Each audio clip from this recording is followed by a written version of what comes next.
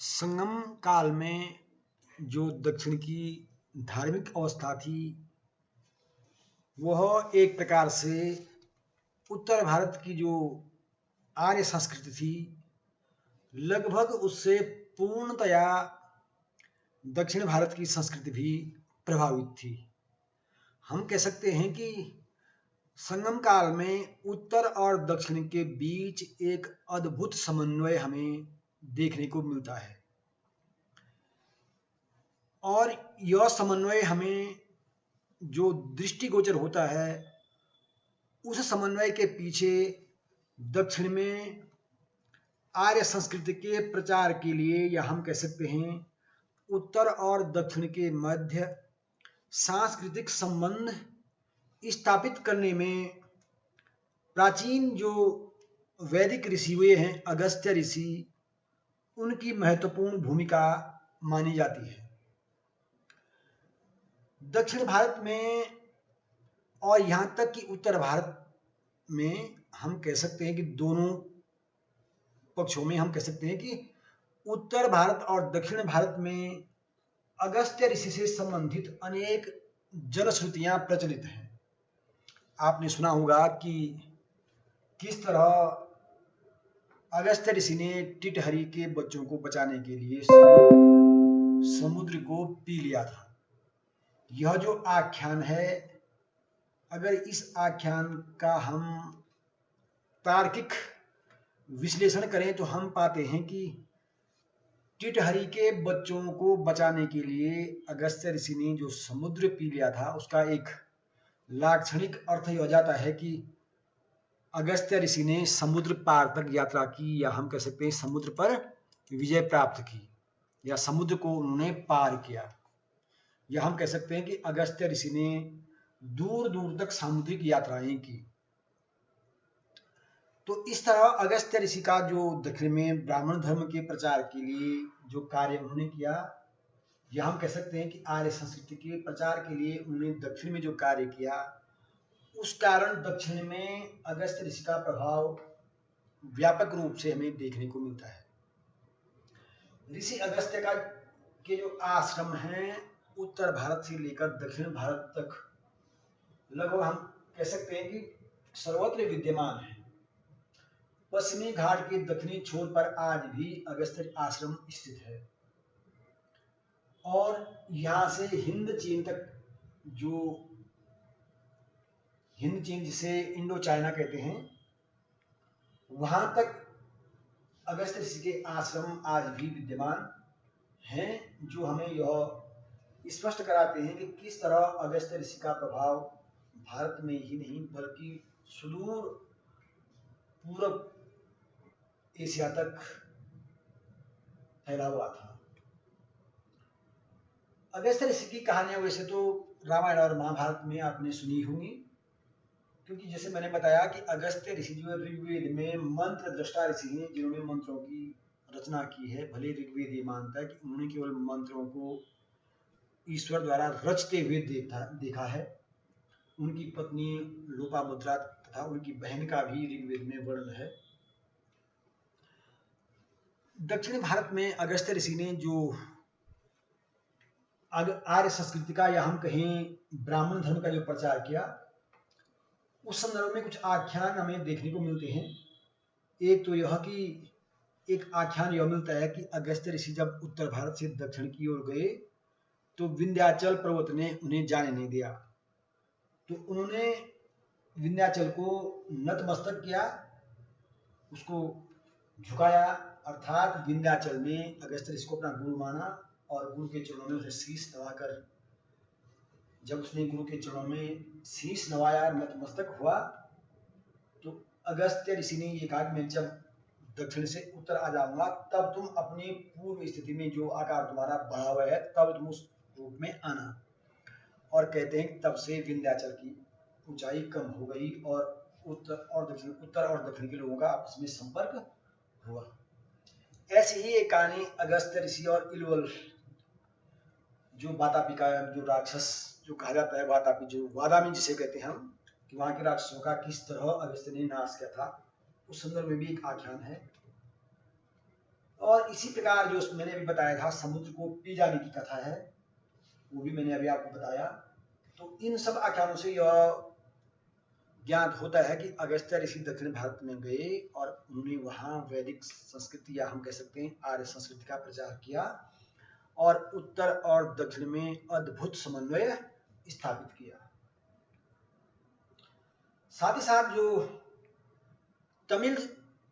ग्रंथ हैं उन ग्रंथों में भी अगस्त्य के बारे में कई आख्यान और कई वर्णन हमें देखने को मिलते हैं। तमिल व्याकरण का जो ग्रंथ है तोलकापियम, उसमें ये कहा गया है कि तमिल व्याकरण के जनक जो है अगस्त्य ऋषि थे, अर्थात अगस्त्य ऋषि ने ही तमिल व्याकरण की उत्पत्ति या उसकी रचना की है। इसी प्रकार कई संगम जो कवि हैं जो टीकाकार रहे हैं उनका संबंध भी जो है किसी न किसी प्रकार जो है उत्तर भारत या हम कह सकते हैं अगस्त्य ऋषि से स्थापित करने का प्रयास किया गया है। जो वेलिर एक जो छोटे किसान थे दक्षिण में जिनको हम कहते हैं वेलिर, उनका संबंध भी द्वारिकाधीश अर्थात श्री कृष्ण से जोड़ा गया है। और इस तरह उत्तर और दक्षिण के मध्य समन्वय स्थापित करने का प्रयास किया गया है। मैंने तुम्हें पूर्व में बताया था कि किस तरह दक्षिण के जो प्रसिद्ध राजवंश हुए चेर, चोल और पांड्य, उनका संबंध भी महाभारत से जोड़ा जाता है कि उन्होंने या तो महाभारत में जो महाभारत युद्ध में जो योद्धा सम्मिलित हुए थे उन्हें भोजन कराया। इस संदर्भ में आपने आख्यान अवश्य सुने होंगे और पिछले शीर्षक में मैंने बताया भी। तो इस तरह जो उत्तर और दक्षिण का अद्भुत समन्वय हुआ, ये हम कह सकते हैं पूर्णतया संगमकालीन धार्मिक स्थिति को हमारे समक्ष एक उसका चित्र स्पष्ट हो जाता है इस अद्भुत समन्वय से। दक्षिण में जो महत्वपूर्ण राजवंश हुए चेर, चोल और पांड्य, जो संगम काल के प्रमुख राजवंश रहे, इन्होंने जो वैदिक यज्ञ किया और वैदिक कर्मकांडों को ज्यों का त्यों स्वीकार किया, इससे भी आप समझ सकते हैं कि उत्तर और दक्षिण का समन्वय कितना गहन रहा होगा या कितना गहरा रहा होगा। साथ ही साथ दक्षिण के प्रमुख देवता है मुरुगन, जिन्हें सुब्रमण्यम भी कहा जाता है। और जो मुरुगन है या जो सुब्रमण्यम है, इनका संबंध स्कंद कार्तिकेय जो शिव और पार्वती के पुत्र हैं कार्तिकेय, उससे जोड़ा जाता है कि जो कार्तिकेय हैं स्कंद जिन्हें कहा जाता है, जिन्हें कुम्हार भी कहा जाता है, तो स्कंद कार्तिकेय की ही दक्षिण भारत में मुरुगन नाम से पूजा की जाती है। और मुरुग का अर्थ भी कुमार होता है क्योंकि कार्तिकेय को कुम्हार भी कहा गया है। तो इस तरह दक्षिण में कार्तिकेय का बड़ा महत्व है और दक्षिण भारत में कार्तिकेय के अनेक मंदिर हैं। साथ ही साथ दक्षिण भारत में कार्तिकेय की मुरुगन के अलावा अन्य विभिन्न नामों से भी पूजा होती है। जैसे मुरुगन का एक नाम वेलन भी है। वेलन का वेलन है, वेलन नहीं वेलन, इसका संबंध वेल से है जिसका अर्थ होता है वर्षा, क्योंकि देवताओं का एक प्रमुख अस्त्र है वर्षा। और क्योंकि स्कंद को जो है अस्त्रों का जो देवता हम कह सकते हैं, स्कंद के अस्त्र को शक्ति कहा गया है, तो इस तरह भी जो है स्कंद अर्थात कार्तिकेय का जो दक्षिण में महत्व हमें देखने को मिलता है। साथ ही साथ दक्षिण में कार्तिकेय से संबंधित अनेक आख्यान प्रचलित हैं। जैसे कि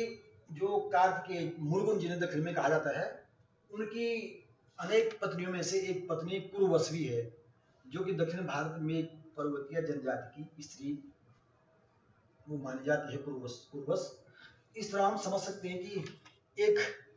जो जनजातियां हैं उनके मध्य भी जो है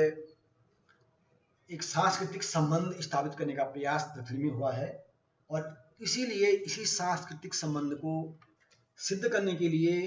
मुरुगन की एक पत्नी कुरुवस जो कि जनजाति की स्त्री है उसको भी माना गया है। इसके साथ ही इंद्र जो एक वैदिक प्रमुख देवता रहे वैदिक काल के, तो पुहार जो बंदरगाह दक्षिण में है उसमें वार्षिक उत्सव में पुहार में एक वार्षिक उत्सव मनाया जाता था जिसमें इंद्र की विशेष पूजा की जाती थी। इस तरह हम इसे भी समझ सकते हैं कि किस तरह आर्य और दक्षिण की संस्कृति का आपस में समन्वय था और एक गहरा संबंध दोनों के बीच स्थापित था। दक्षिण में कृष्ण के नृत्य तथा गायन की भी बड़े पैमाने पर उपासना की जाती है। इसके साथ साथ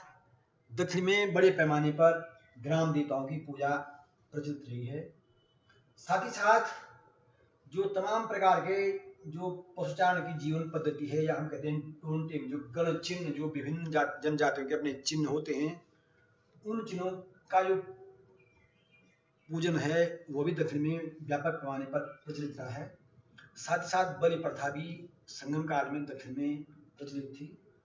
और इसके अतिरिक्त जैसे हमने अगस्त्य की बात की, तो अगस्त्य के समान ही परशुराम का भी दक्षिण में बड़ा महत्व है और परशुराम की भी दक्षिण में बड़े व्यापक पैमाने पर पूजा की जाती है। धीरे धीरे हम समझ सकते हैं कि किस तरह दोनों उत्तर और दक्षिण के मध्य जो सांस्कृतिक संबंध स्थापित हुआ, उसमें हम पाते हैं कि दोनों पक्षों में, या हम कहें दक्षिण में अगस्त्य, परशुराम आदि की पूजा के साथ साथ, या हम कहें स्कंद, इनकी पूजा के साथ साथ शिव की अर्धनारीश्वर और अनंत साई विष्णु की पूजा, कृष्ण की पूजा, बलराम की पूजा, ये पूजा भी व्यापक पैमाने पर प्रचलित थी। इस तरह हम समझ सकते हैं कि संगम काल में उत्तर और दक्षिण में अद्भुत रूप से धार्मिक समन्वय हमें देखने को मिलता है। और हम ये पाते हैं कि उत्तर की तरह ही दक्षिण में भी जो वैदिक देवता रहे, उनका प्रभाव स्थापित हो गया था। एक अन्य जो महत्वपूर्ण तथ्य है कि संगम काल में दक्षिण में बौद्ध धर्म का भी प्रचार प्रसार हुआ, और जो मणिमेखली ग्रंथ है और शिल्पादिकर्म जो ग्रंथ हैं, इनमें दक्षिण में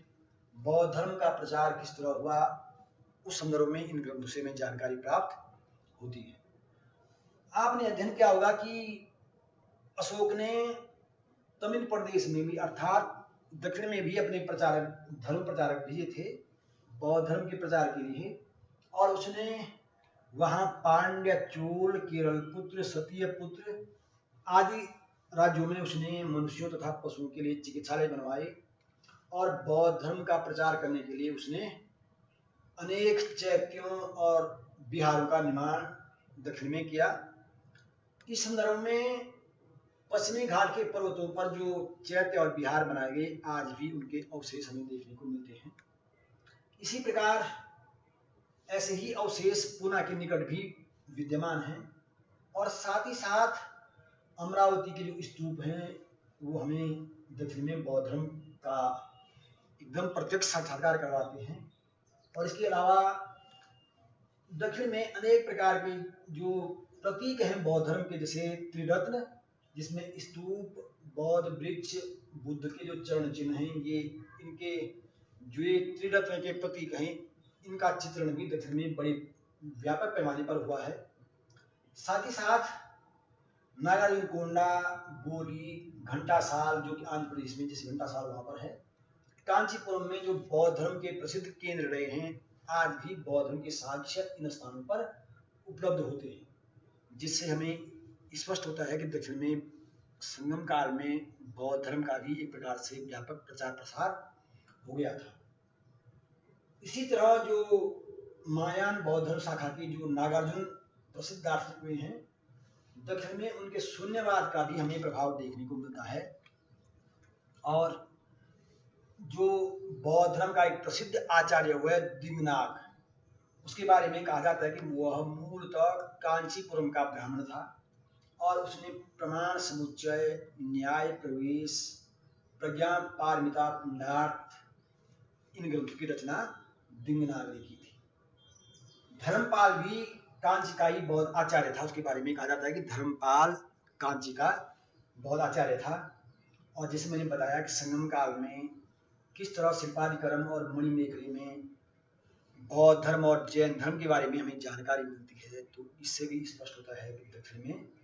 बौद्ध धर्म का भी और जैन धर्म का भी व्यापक प्रचार प्रसार संगम काल में हो चुका था।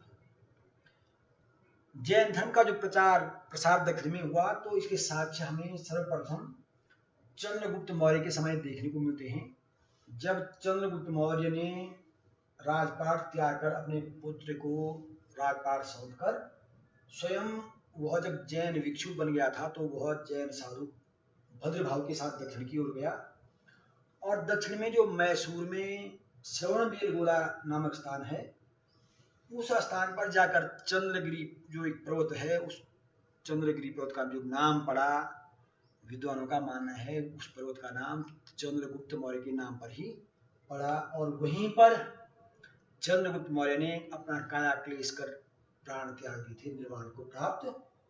हो गया था चंद्रगुप्त मौर्य। इसी तरह जो भद्रभाव दक्षिण में गया तो वहां पर भद्रभाव ने जैन धर्म का प्रचार प्रसार किया, और हम देखते हैं कि जो बृहद कथा कोश है उसमें भी जो है जैन धर्म के बारे में, दक्षिण के बारे में जानकारी प्राप्त होती है। इस तरह हम